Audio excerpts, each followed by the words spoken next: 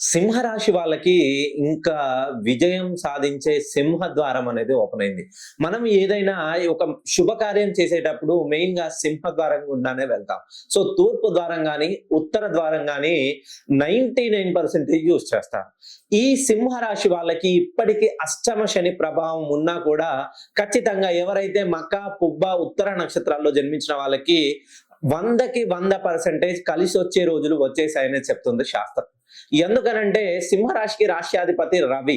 ఈ రవి భగవానుడు ఫిబ్రవరి 14న కుంభరాశిలోకి వచ్చాడు. ఈ కుంభరాశిలోకి రవి రావడం వల్ల వీళ్ళకి ఏవైతే పెండింగ్ పనులు ఉన్నాయో మెయిన్‌గా వ్యాపారాలు చేస్తున్న వాళ్ళు, నూతనంగా వ్యాపారం ప్రారంభించాలనే వాళ్ళు, శత్రు పీడలు ఉన్న వాళ్ళు, ఎప్పుడు ఏ పని చేసినా కలిసి రావట్లేదన్న వాళ్ళు, డబ్బులు ఎంత సంపాదించినా మిగులుబాటు ఉండట్లేదు అనుకున్న వాళ్ళకి ఇది మంచి శుభ సమయం అనే చెప్తుంది శాస్త్రం.